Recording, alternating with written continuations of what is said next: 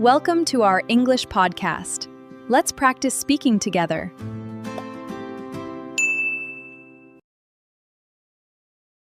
Hey everyone, welcome back to the Just Speak English podcast. I'm Chase. And I'm Hailey. So glad you're here with us today. Today's episode is super practical. We're talking about small talk. Those short, casual conversations you have with the barista, with a coworker in the elevator, with someone waiting in line.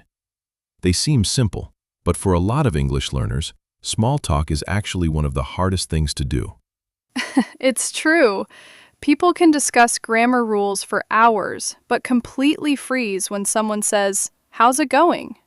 So today we're giving you real phrases, real structure, and a new way to think about small talk. Subscribe if you're new here. Let's get into it. 4 words and phrases for today. First, icebreaker.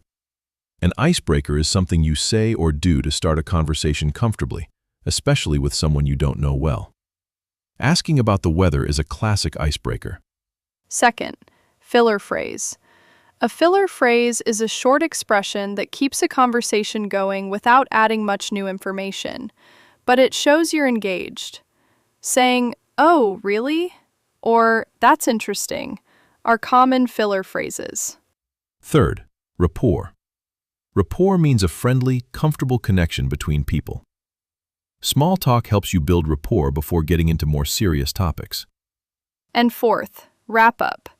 To wrap up a conversation means to bring it to a polite, natural end. After a few minutes, she wrapped up the small talk and went back to work. Okay, icebreaker, filler phrase, rapport, wrap up. Let's go. Chase, be honest. What's the hardest part of small talk for you when you're speaking a language you're still learning? Knowing how to start it. Like, I know how to answer questions. But starting the conversation myself? That's terrifying. What if I say the wrong thing? What if they don't understand my accent? That's so common. And I think the first thing to understand is that small talk isn't really about the words. It's about showing the other person that you're friendly and open. The content barely matters. Nice weather today isn't really about the weather. It's a signal that says, "I'm approachable, let's connect." That's a really good way to think about it. So even if your sentence isn't perfect, the intention comes through. People respond to warmth more than grammar. Exactly. So let's give some real icebreakers people can use. The classics. And they work because they're universal. How's your day going? Busy day today? Did you have a good weekend? These work almost anywhere. At work, in a shop, waiting for coffee. And here's a tip. After they answer, ask a quick follow-up. If someone says, "Yeah, pretty busy," you can say, "Oh yeah? What's keeping you busy?" That follow-up shows real interest and keeps the conversation alive without you needing to think of something completely new. Good follow-up questions are honestly the secret to small talk. Most people think they need interesting things to say, but really, you just need good questions. People love talking about themselves. Let them. What about when you're the one being asked questions? Sometimes people don't know how to keep the conversation going after just answering. Great point. This is where filler phrases come in. When someone tells you something, instead of just saying, "Okay," or staying silent, you can say, "Oh, that's interesting," or "No way, really?" or "That makes sense." These small reactions keep the energy alive and give you a second to think of your next sentence. I actually love "no way." It works for literally anything. Someone tells you they got a new job. "No way, congratulations."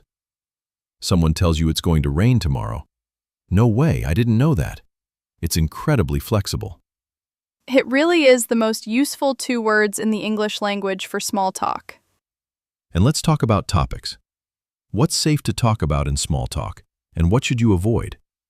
Safe topics: weather, weekend plans, the place you're in, food, traffic, local events.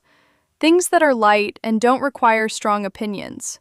Topics to avoid in small talk specifically: politics, religion, money, and anything too personal. Save those for closer relationships. That's such important context. Small talk has a job to do, and that job is building rapport, not having deep discussions. It's the warm-up before the real conversation, not the main event. Exactly. And I think a lot of learners feel pressure to be interesting in small talk. But you don't need to be interesting. You need to be curious. Ask questions. Show genuine interest. That alone makes you a great conversational partner, in any language. What about ending the conversation? Because that's actually something people struggle with too, knowing how to wrap up small talk politely. Yes, this is so underrated.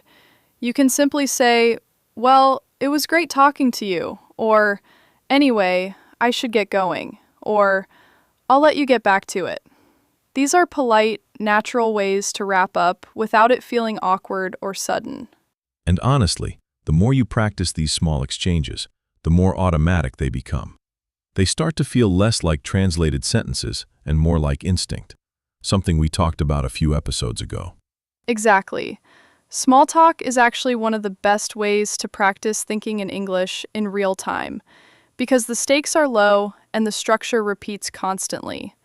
Every "how's it going" is practice. Every "have a good one" is practice. So here's the challenge for this week. Try one small talk interaction in English, with a cashier, a coworker, a stranger waiting somewhere. Just one icebreaker, one follow-up question, one filler phrase, and a polite wrap-up. That's the whole formula. And notice how it feels. Most people are surprised that small talk feels easier than they expected, because the other person isn't analyzing your grammar. They're just enjoying a friendly moment. Quick vocab recap. Icebreaker, something you say to start a conversation comfortably.